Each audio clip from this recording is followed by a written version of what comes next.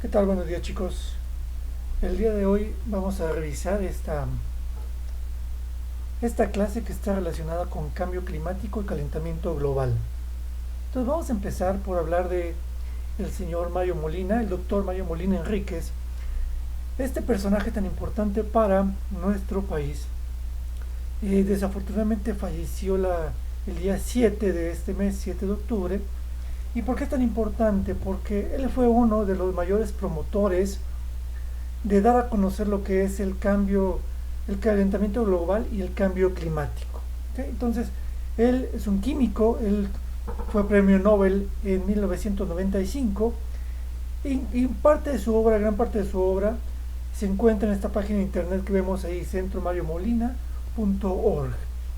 Su primera tarea que les vamos a pedir, su primera actividad, va a ser revisar cuáles fueron las aportaciones de Mario Molina a lo que es el calentamiento global, que es lo que nos interesa para nuestra materia. Entonces, vamos a hacer menciones muy importantes de él. Él era químico, pero es muy importante para esta situación. Continuamos. La clase de hoy, recuerden poner nombre y fecha a su cuaderno y el título, que es Cambio climático, una cuestión de desarrollo humano. Cambio climático, una cuestión de desarrollo humano y cómo afecta a la biodiversidad. Primero, les voy a pedir que con sus palabras pongan primero una palabra que les dé idea de qué es el cambio climático, con una sola palabra. Y después que pongan con sus propias palabras qué es el cambio climático. ¿Ok? Les doy un minuto para esto. Con una palabra, qué es el cambio climático, una sola palabra, y después, qué es para ustedes el cambio climático.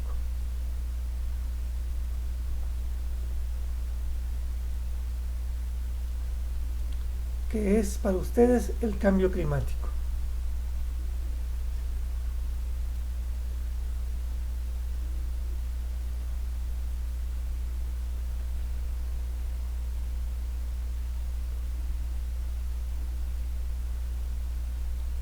¿Listo? Continuamos. El cambio climático, por definición que nos da la Semarnat, es la variación del clima por periodos largos, ya sea por condiciones naturales o como resultado de actividades humanas. ¿A qué se refiere esto? Es la variación del clima de un mismo lugar medido durante periodos muy largos, y puede haber cambiado por condiciones naturales o como resultado de actividades humanas. Vamos a poner un ejemplo de variaciones de clima por condiciones naturales. Una glaciación. Acuérdense que, por ejemplo, en la zona de polos encontramos glaciares perpetuos, pero estos han ido desapareciendo en parte porque estamos saliendo de las glaciaciones o también por el calentamiento global. O podemos tener el ejemplo de la Ciudad de México, que lo vamos a ver en un rato, que durante 50 años su clima ha cambiado de tal forma que ha aumentado la temperatura de la Ciudad de México. Y esto no es un resultado de una condición natural, esto es un resultado de las actividades humanas, de la gente que se estableció en la Ciudad de México. Entonces, esto es bien importante que lo entiendan. Es la variación del clima por periodos largos de un lugar determinado, por condiciones naturales o por resultado de actividades humanas. El cambio climático en México, esta de la misma página de Semarnat nos da 7 consecuencias. Número 1, se las voy a explicar una por una. Aumento de la desertificación. Por ejemplo, en el norte del país estamos encontrando que cada vez los terrenos son más estériles. ¿Por qué? Porque ha dejado de llover.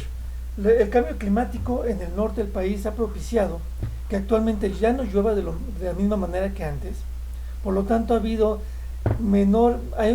un decremento de los ríos, y esto implica la muerte de especies animales y vegetales, y la desaparición o un impacto en los mantos freáticos.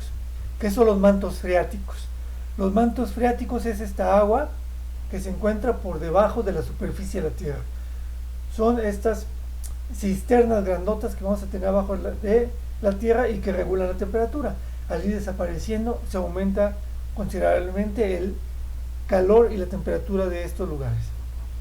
Adelanto de las épocas de calor.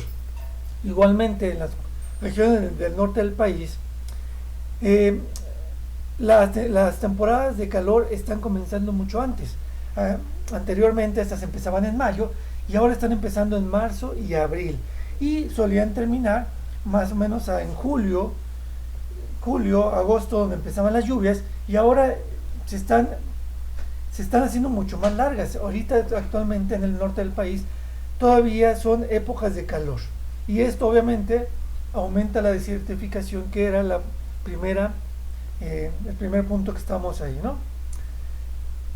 Esto también, como número punto 3, ha aumentado la temperatura extrema. Y este ejemplo se los ponía, por ejemplo, en la Ciudad de México en los últimos años, la temperatura se ha incrementado 4 grados centígrados en promedio.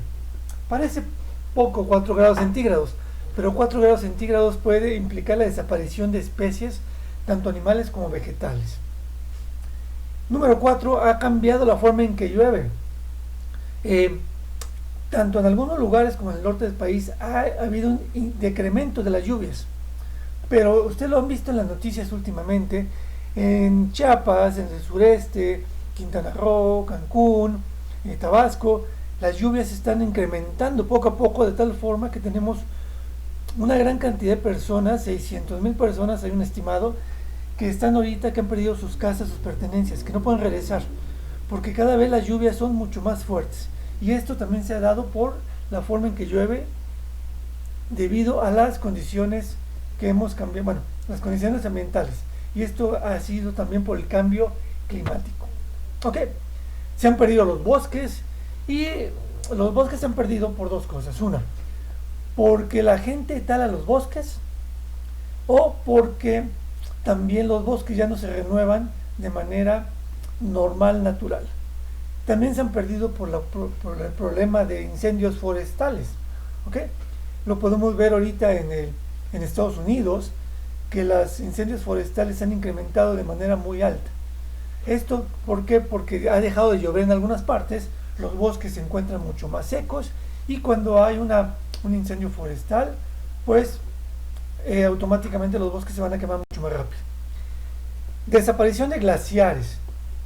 En México tenemos pocos glaciares, básicamente los encontramos en el Popocatépetl, Iztaccíhuatl y Pico de Orizaba. Sin embargo, con el calentamiento global y con el incremento de las temperaturas, estos glaciares prácticamente ya desaparecieron. Ya no son perpetuos como antes, que todo el año se encontraban estas zonas de hielo.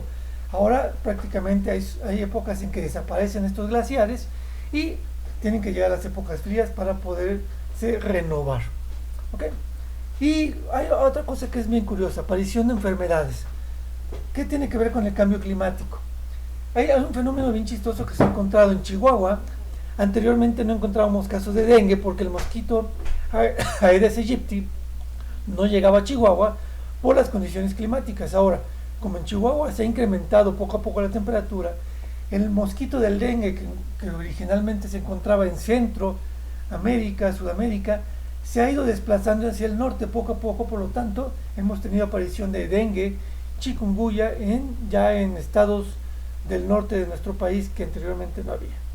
Ok, igual esta imagen se me hace muy curiosa, cómo el cambio climático nos puede afectar tanto en desertificación como en lluvias muy extensas, ¿no? Ya estamos llegando a estos extremos, o mucho o poco. Y la imagen creo que es muy elocuente de lo que nos está pasando. Y bueno, fíjense que también el cambio climático nos ha propiciado un problema social. En la presa de la Boquilla, en Chihuahua, en el norte del país, actualmente hay un problema por el agua. La presa de la Boquilla, que la pueden ver en la imagen de abajo, actualmente tiene un 25% del agua. Y esto está propiciando la desertificación y que los agricultores y ganaderos no tengan agua para el siguiente ciclo agrícola. ¿Y qué pasó? En México hay un tratado de inicios del siglo pasado en el que tiene que darle agua a Estados Unidos, un porcentaje de agua, Bueno, van a decir porque hay que darle agua a Estados Unidos, pero Estados Unidos también nos proporciona agua para que haya una regulación de, para los cultivos, que tanto los agricultores y ganaderos de aquel país tengan agua y nosotros también. Pero la gente ya se está preocupando de la poca agua que hay, que ya no quieren que se entregue esta agua a Estados Unidos, y esto provocó un conflicto social muy grande, que incluso hubo la muerte de una chica en esa zona, ¿no? Entonces, estamos llegando a eso. Se dice que posiblemente la Tercera Guerra Mundial podría ser por agua, ya no por territorio, no por petróleo, sino por agua, ¿no? Y esto puede resultar bastante preocupante. Bueno, continuamos. ¿Cómo se ha propiciado el cambio climático? Fíjense, me encontré una línea del tiempo que pueden encontrar en la página que está aquí abajo referida y se las quiero mostrar. Les voy a mostrar algo bien interesante que encontré. Ok, nos vamos a ir a esta página de internet. Ya desde 1700, que empezó la primera revolución industrial, empezó a haber un problema de contaminación ambiental. ¿Por qué? Porque en los años 1700 empezó el uso de la máquina de vapor. Y obviamente la máquina de vapor quemaba leña y además utilizaba agua. Y entonces emitía dióxido de carbono y también agua caliente a la atmósfera. Pero ya se empezaba a ver ciertas implicaciones aun cuando era muy poco, porque obviamente no había tantas máquinas de vapor y no había tantas personas todavía en nuestro planeta. Pero ya en 1825 se empezó a ver los primeros indicios de un incremento de la temperatura. Fíjense que esto es bien importante. ¿Okay? Pero era muy poquito todavía lo que podíamos apreciar. Disculpe.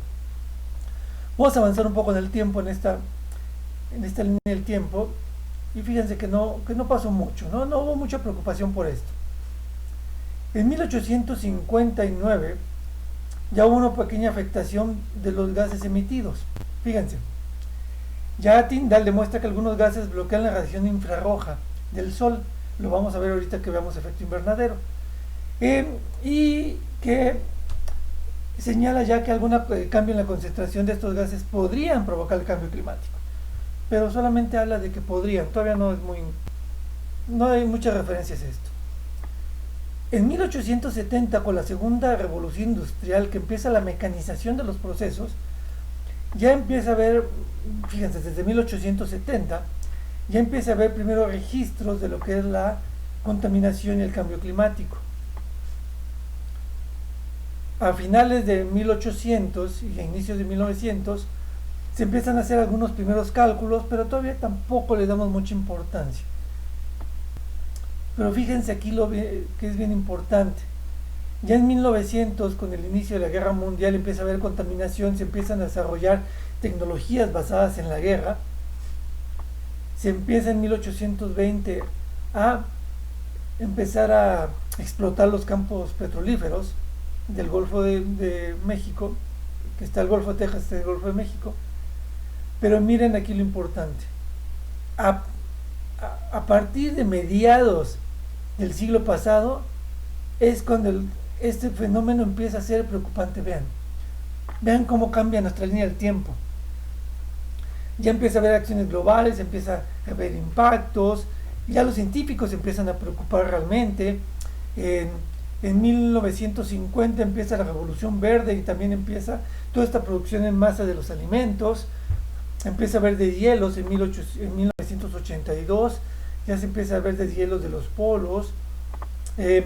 Empieza a haber impactos en 1963, ya empiezan a hablar de este aumento de mares a partir de los deshielos.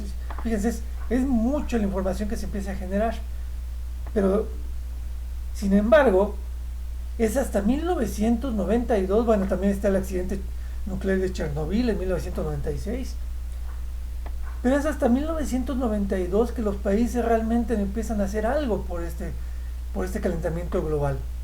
En la conferencia de Río de Janeiro, que fue la primera en este sentido, se hace la convención marco sobre el cambio climático. Aquí ya se empieza a hablar en las Naciones Unidas sobre el calentamiento global.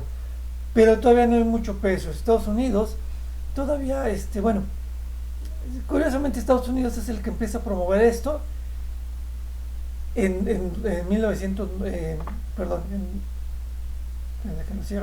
1992, fíjense, pero en el Acuerdo de París en 2015, Estados Unidos se sale un poco de esto. Ya estamos hablando de que unos años después, Estados Unidos, que estaba muy interesado en que se tomara en serio, es de los primeros en que se sale del Acuerdo de París y de los acuerdos de calentamiento global.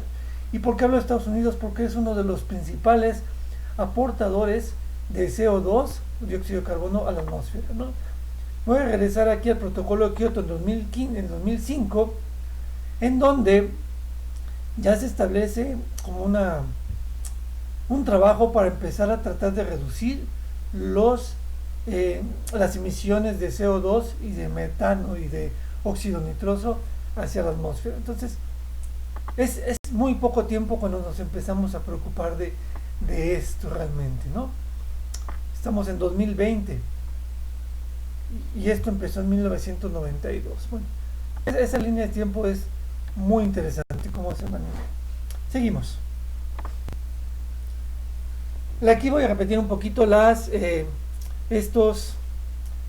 cómo se han dado los procesos de mecanización, que fue la primera revolución industrial con la máquina de vapor, ya se los había dicho, la producción en masa en 1800, y ya después viene esta parte de informática y digitalización, que es donde estamos ahorita, y que también es un gran productor de gases de efecto invernadero, aunque no lo crean.